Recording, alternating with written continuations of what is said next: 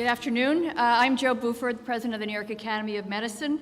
NIAM has been working to advance the health of people in cities and address critical health and medical issues since 1847, and it's my pleasure to welcome you to the Academy and our honor to host the Governor for this important event. During the next few minutes, you're going to be hearing from Speaker Silver, from Senator Klein, from the Hauser family, and finally from Governor Cuomo. Before we begin, I'd like to acknowledge some special guests. Interim Commissioner of Health, Howard Zucker, Manhattan Borough President Gail Brewer, and Dr. George Thibault, who's the interim chair of my Board of Trustees. We're here today to mark a new chapter for New Yorkers contending with some of the most serious illnesses through the use of medical marijuana. Extensive scientific and medical research has demonstrated that medical marijuana can be helpful to many patients with rare and complex diseases. The agreement that Governor Cuomo and our state legislators reached earlier this month is an important step forward in that regard. It is one that will allow medical professionals to change the lives of their patients across the state. As a physician, I am competent and confident that the bill being signed by Governor Cuomo will benefit patients undergoing treatment for many specific diseases and provide for relief for New Yorkers suffering from chronic and often incurable illness. I commend the governor and our state legislators for reaching this important agreement that provides new hope for these patients. I am now honored to introduce Assembly Speaker Sheldon Silver.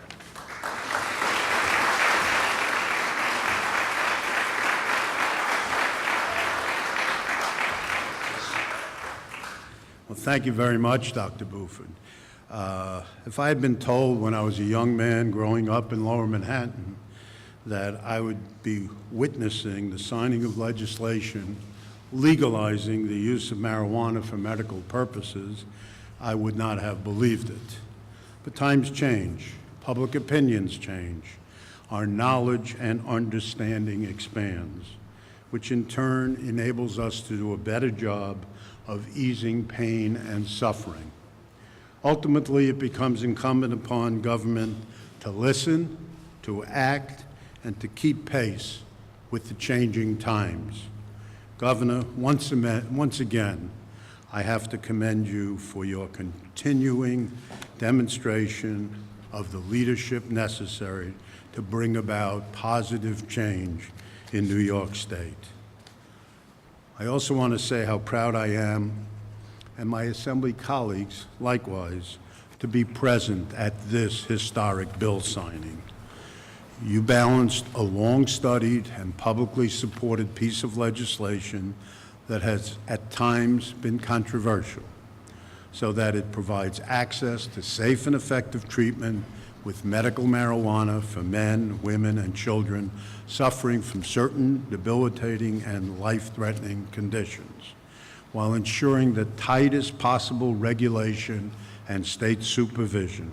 For this, you deserve our appreciation and our applause.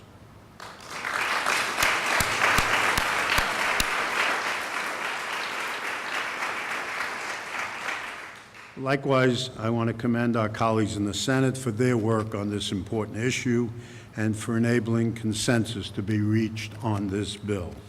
May I add my thanks as well to Senator Andrea Stewart-Cousins for her support and that of her conference in helping to ensure this bill passed the Senate. Speaking for the members of the Assembly majority who have been passing the Compassionate Care Act since 2007, I especially wish to acknowledge the leadership and the wisdom of our chair of the Standing Committee on Health, Assemblymember Dick Gottfried.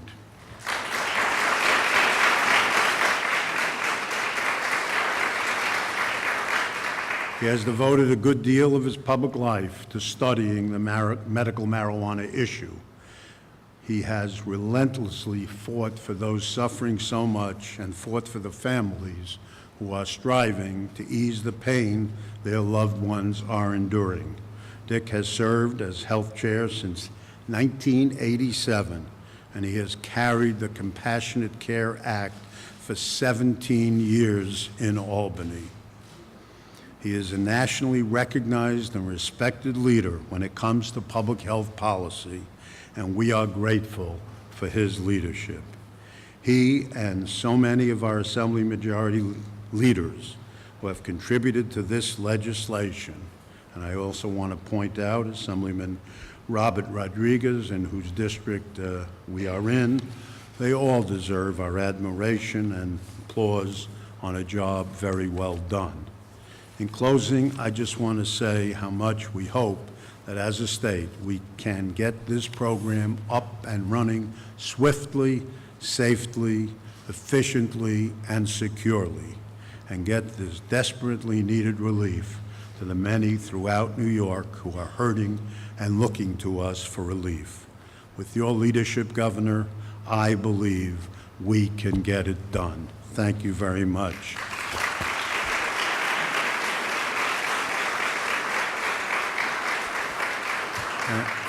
And I'm delighted to introduce Senator Jeff Klein.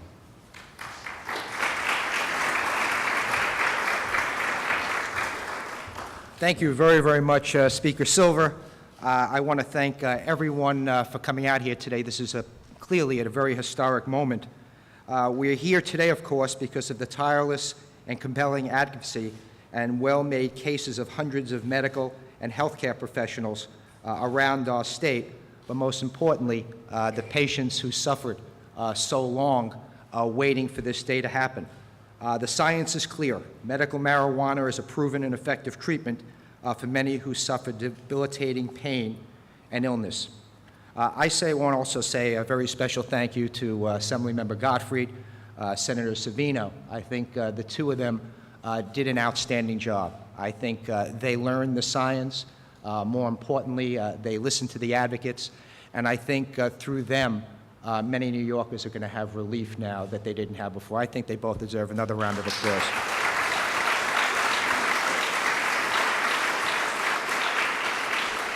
This legislation is a solid, scientifically based, common sense piece of legislation that is a direct reflection of their tireless dedication and hard work to get it right the first time.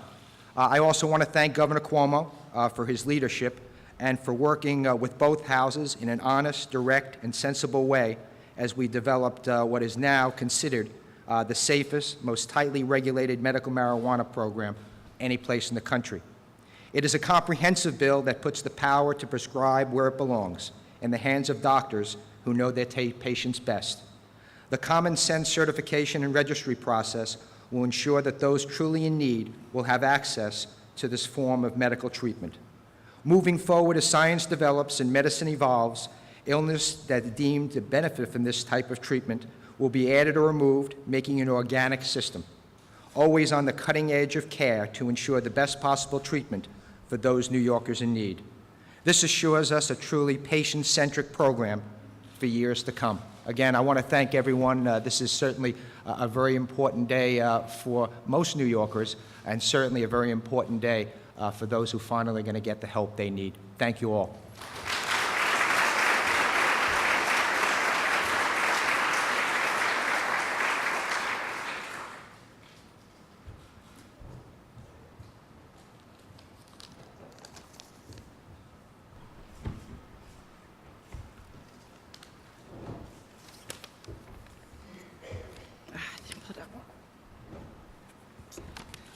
Good morning, and thank you all for joining us. My name is Marian Hauser, and this is my daughter, Amanda. Hi. Say your thing. Hi, my name is Amanda. I want to be a normal girl, and I want my seizures to stop. P.S. I want to be off this diet. Right, everyone?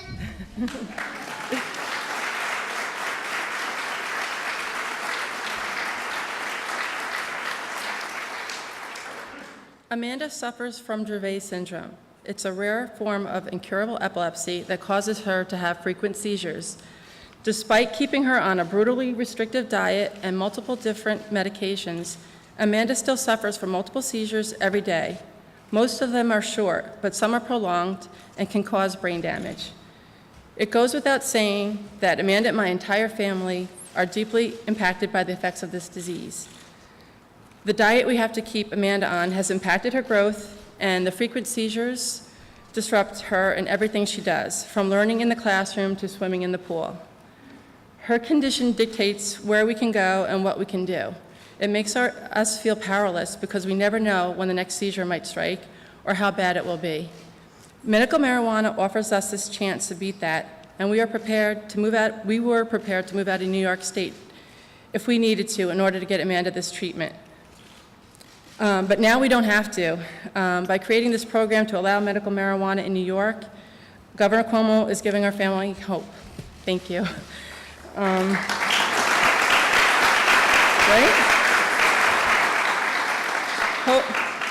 Hope that we could sit around a table and eat a family dinner with Amanda, free of her overbearing dietary restrictions. Hope that we will be able to attend events and go on trips without the fear that she might have seizures. And hope that Amanda will have an easier life and free to learn, play, and live without being constantly bound by her disease. So thank you, Governor Cuomo, and the senators and Assemblyman Gottfried for signing this bill today. This piece of legislation will change the lives of families like ours all across the state. I would now like to introduce the Governor of the great state of New York, Andrew Cuomo.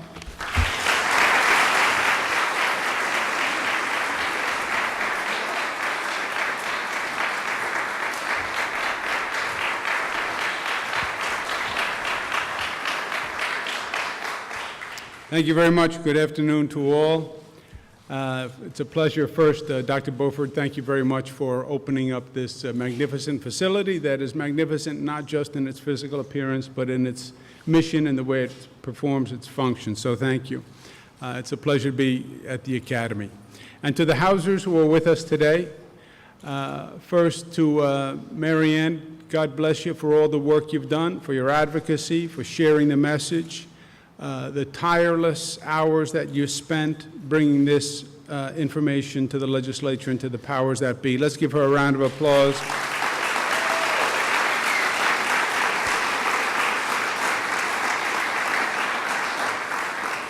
And to Amanda, who is clearly a superstar. We were chatting before in the back room, and she had it all coordinated. She had that beautiful dress on and the paper that coordinates with the dress. I'm going to pick that up and learn that from you. I'm going to have the same color paper as the suit I wear. What do you think? Let's give a big round of applause to Amanda for doing a great job.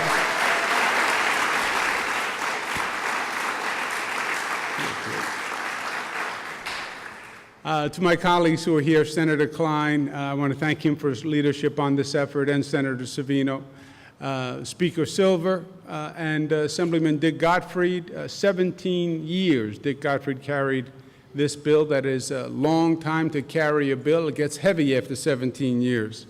But it's been a tremendous effort on behalf of the legislature on both the substance, the drafting of the bill, and also the open-mindedness on the complexities of the bill. And let's give them a round of applause.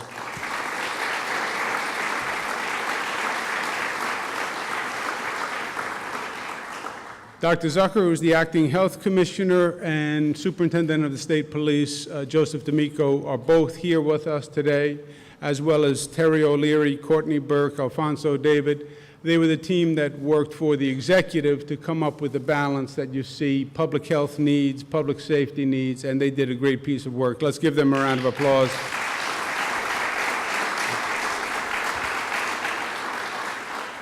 New York State has a proud history of being in the forefront of many advancements in medicine. 1904. The first chemotherapy treatment was discovered here in the state of New York by Roswell Institute in Buffalo, which is a state-supported institute, and that's literally where one of the premier breakthroughs on cancer treatment came from. The first state college to offer an MD degree was Columbia University, at that time called King's College, 1767. The oldest public hospital in the country, Bellevue, 1736. So we celebrate our progressivity also in the field of medicine, and our advancements also in the field of medicine. So it's only fitting that now that we have identified an advancement in medicine, in medical marijuana, that the state of New York takes that step at this time. There is no doubt that medical marijuana can help people. It's been proven in other states. There's a whole history of information and data and research just on that topic. And we are here to help people. And if there's a medical advancement, then we want to make sure that we're bringing it to New Yorkers. As Ms. Hauser said, they were actually thinking of leaving the state to get this treatment. No, not in the state of New York. We want to help people. We want to help Amanda, who is everything that we would want her to be, and any way we can help her, we want to do that. So it makes total sense for New York State to take this advancement in medical marijuana. However, at the same time, you want to make sure you do it right. And there have been many situations where government on good intent goes forward and there winds up being bad results. What made this complicated was that it deals with marijuana. And marijuana, on one hand, is a great substance for medical advancements. On the other hand, is illegal for distribution. And society has spent a lot of money in stopping marijuana from being distributed. It's considered a gateway drug. We spend a lot of time and energy in keeping young people away from drugs. We're dealing with a heroin epidemic now that is highly problematic and is frightening the way it's progressing through society. So that was the complexity. You say, why 17 years? Why has the Assembly passed it every year since 2005, but it hasn't become a reality? Because it's complicated, and it required a nuanced approach. And government isn't good at nuance. Government is a large vehicle, over 200 people trying to make a decision, so the complexity and the nuance often are more than government can deal with. In this situation, government actually legislated with nuance, and it legislated with balance. So we have the medical benefits of marijuana. We also have public safety and public health concerns that are addressed. And that's what this legislation needed to do. And that's what made it hard, and that's what made it difficult. The medical advancements, but with situations and conditions that we're sure we're not going to have good intent and bad results. The piece of legislation puts a tremendous amount of responsibility in the Department of Health, which will go out and license 5 organizations and regulate 5 organizations that will be producing the marijuana, and they will then dispense it through dispensaries around the state. The Department of Health will have enough time in the bill to actually get it done and get it done right and not be unduly rushed. There will be significant penalties for physicians or pharmacists that abuse the system. There will be felony penalties if there are abuses. And if for some reason the situation and the system didn't do what we anticipated and the system went bad, the superintendent of the state police or the acting health commissioner can recommend that we stop it as a public safety or a public health risk. So the legislation, I feel confident, gets us the best that medical marijuana has to offer in the most protected, controlled way possible. We studied the other states before moving forward. I really believe that this is the smartest approach that any state has taken thus far. And for that, I credit the open-mindedness and the intelligence of the legislature. Again, both on the Senate side and the Assembly side, this was really a job well done, especially Assemblyman Dick Gottfried, who has been at this a long, long time and showed the kind of flexibility that was necessary to accomplish both ends of the spectrum. Let's give them one more round of applause for their good work.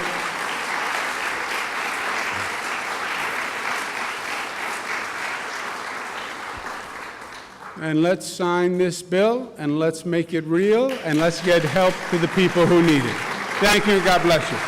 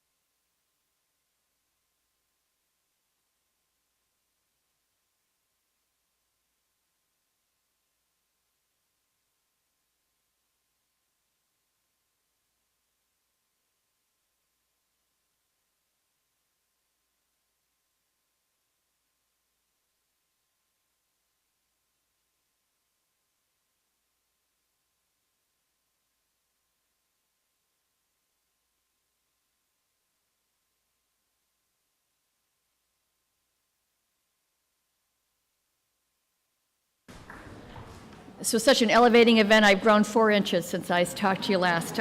Anyway, thank you all very much for coming. This concludes our program, and thank you very much. The program is over for today.